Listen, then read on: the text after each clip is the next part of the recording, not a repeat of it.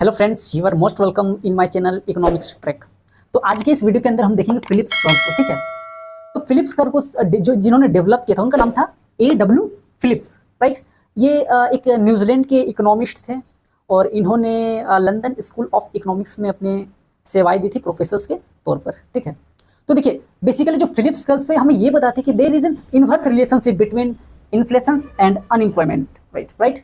तो अब देखिए ये फिलिप्स कर्व हमें क्या कह रही है कि इन्फ्लेशन और अनएम्प्लॉयमेंट के बीच एक विपरीत संबंध पाए जाते हैं, एक नेगेटिव रिलेशन पाए जाते हैं, एक इनवर्स रिलेशनशिप पाए जाते हैं। जैसे यदि हम ये कहें कि इन्फ्लेशन रेट हमें थोड़ी कम करनी है तो हमें अनएम्प्लॉयमेंट रेट बढ़ानी होगी, या फिर अनएम्प्लॉयमेंट रेट कम करनी है तो इन्फ्लेशन रेट बढ़ानी होगी। इसे ही बेसिकली इन दोनों के संबंध को, विपरीत संबंध को कौन बता रहा है? Phillips curve.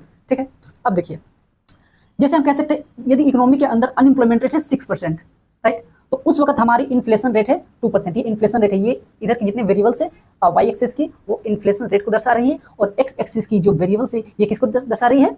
अनएम्प्लॉयमेंट रेट को, राइट। तो अनएम्प्लॉयमेंट रेट मान लीजिए 6% है, तो उस वक्त हमारी जो मुद्रास्फीति दर है, इन्फ्लेशन रेट है 2% है, 2%। ठीक है, 6% अनएम्प्लॉयमेंट और 2% इन्फ्लेशन।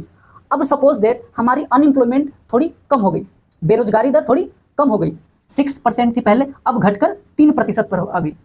तो हमारी इन्फ्लेशन रेट देखिए 2% पहले थी, लेकिन जैसे ही ये 6% से 3% पर आई तो ये भी इन्फ्लेशन रेट 2% से 4% पर आ गई। यानी अनएम्प्लॉयमेंट कम हुई यहाँ पर और हमारी जो इन्फ्लेशन रेट बढ़ गई। यहाँ क्या दिख रहा है हमें कि अनएम्प्लॉयमेंट कम हो रही है और इन्फ्लेशन बढ़ रही है। ठीक है, फिर से यदि इन्फ्लेशन अनएम्प्लॉयमेंट हमारी 2% से 3% से 2% पर आ जाती है तो हमारी इन्फ्लेशन रेट 4% से 7% पर आ जाती है। ठीक है, अब देखिए कुछ इस तरह से हम इसे समझते हैं। मान लीजिए इकोनॉमी के अंदर बहुत ज़्यादा बेरोजगारी है, बहुत ज़्यादा अनएम्प्लॉयमेंट, बहुत लोग बेरोजगार हैं। तो जो लोग बेरोजगार हैं उनकी परचेसिंग कैपेसिटी तो बहुत कम हो गई, उनकी परचेसिंग कैपेसिटी, क्योंकि जब वो रोजगार से जुड़ेंगे तब उनकी जेब में पैसे आएंगे, है कि नहीं? जब आप बेरोजगार तो आपके पास पैसे कैसे आएगी? नहीं आएगी, आप पास्ट सेविंग पर डिपेंड रहोगे। ठीक है, तो होता यूँ है कि जो अनएम्प्लॉयमेंट रेट है बहुत ज़्यादा हो जाती है तो लोगों की परचेसिंग कैपेसिटी कम हो जाती है, उस वक्त लोग डिमांड नहीं कर पाते हैं, और जब इकोनॉमी के अंदर डिमांड ही ना हो तो फर्म्स जो है वो प्रोडक्शन बहुत कम कर देगी, या फिर जो भी गुड्स एंड सर्विसेज है उसके प्राइस बहुत ही निम्न कर देगी, कम कर देगी। तो क्या दिख रहा है कि अनएम्प्लॉयमेंट रेट बहुत ज़्यादा है लेकिन उस इन्फ्लेशन रेट बहुत कम है। ठीक, लेकिन जैसे अनएम्प्लॉयमेंट कम हो जाती है, जैसे ही अनएम्प्लॉयमेंट, बेरोजगारी दर कम हो जाती है, लोग रोजगार से जुड़ने लगते हैं, तो होता क्या है कि जब लोग रोजगार से जुड़ते हैं तो लोगों के पास पैसे आती है। ठीक है, लोग डिमांड करते हैं गुड्स एंड सर्विसेज की। इकोनॉमी के अंदर एक डिमांड क्या होता है? बूस्ट करती है। तो उस वक्त जब लोग डिमांड करेंगे तो इसी डिमांड को मिलाकर जब बहुत सारे लोग डिमांड करने लगे तो क्या होगा? जब लोग गुड्स एंड सर्विसेज की डिमांड बहुत ज़्यादा करने लगते हैं तो लॉ ऑफ डिमांड हमें ये बताती है कि जब डिमांड बहुत ज़्यादा होती है तो गुड्स एंड सर्विसेज की जो प्राइसेस है वो भी हाई होने लगती है। तो उसी तरह जब अनएम्प्लॉयमेंट कम हुई तो यहाँ पर इन्फ्लेशन रेट हमारी बढ़ने लगती है, फिर अनएम्प्लॉयमेंट कम हो गई, फिर ये इन्फ्लेशन रेट बढ़ने लगती है। ये होता इसी तरह है कि जब लोग रोजगार से जुड़ते हैं, लोग के पास पैसे आती है तो लोग एक इकोनॉमी के अंदर डिमांड बूस्ट करती है। ठीक है, एक प्रोस्पेरिटी मूवमेंट आती है इकोनॉमी के अंदर, तो वो प्रोस्पेरिटी मूवमेंट क्या करती है? इन्फ्लेशन को बढ़ा देती है। ठीक है, उसी तरह यदि हमारी अनएम्प्लॉयमेंट रेट जो है वो बढ़ने लगती है, बेरोजगारी दर बढ़ने लगती है, ठीक है, तो इन्फ्लेशन रेट कम होने लगती है। तो यही हमें बताता है फिलिप्स कर्व की there is an indirect relation, there is an inverse relation between inflation rate and unemployment. ठीक है, आई होप सो कि आप इतना तक समझ गए होंगे। अब देखिए 1970 के दशक में एक स्टैगफ्लेशन आई थी।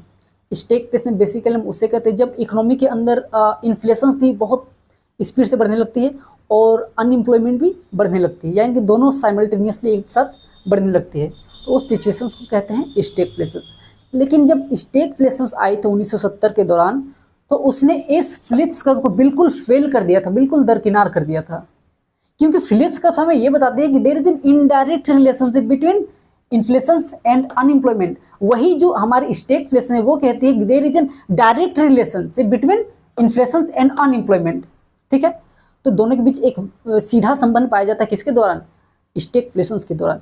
तो उसने इस फिलिप्स कर्व को बिल्कुल दरकिनार कर दिया था 1970 के दौरान जब स्टैगफ्लेशन आई थी, राइट। अब देखिए अब इकोनॉमी के अंदर जब हमें इन्फ्लेशन में थोड़ी कमी करनी पड़ती है, इन्फ्लेशन रेट थोड़ी कम करनी पड़ती है, तो थोड़ा समझौता करना पड़ता है अनएम्प्लॉयमेंट के साथ। इन्फ्लेशन रेट यदि कम करनी पड़ती है तो अनएम्प्लॉयमेंट को थोड़ी बढ़ानी पड़ती है, बेरोजगारी को थोड़ी बढ़नी पड़ती है। ठीक है, फिर अनएम्प्लॉयमेंट यदि कम हो जाती है और बेरोजगारी बढ़ने लगती है, यानी एक दूसरे के साथ हम क्या कर रहे हैं? एक दूसरे के साथ सेक्रीफाइस कर रहे हैं, यानी इसको यदि कम करें तो इसको बढ़ानी होगी, या फिर इसको यदि कम करें तो इसको इसे बढ़ानी होगी, जिससे हम कहते हैं गो स्टॉप पॉलिसी, राइट, जिसे हम कहते हैं गो स्टॉप पॉलिसी। यानी एक दूसरे के साथ समझौता हमें करनी पड़ती है कभी कभी, ठीक है, जिसे हम कहते हैं गो स्टॉप पॉलिसी। तो गो स्टॉप पॉलिसी हमने समझ लिया, फिलिप्स कप हमने समझ लिया, और हमने स्टैगफ्लेशंस को भी देख लिया, किसे कहते हैं स्टैगफ्लेशंस। तो आज की इस वीडियो के अंदर बस इतना ही, और फिर कभी किसी वीडियो के अंदर मुलाकात हुई, तब तक के लिए शुक्रिया।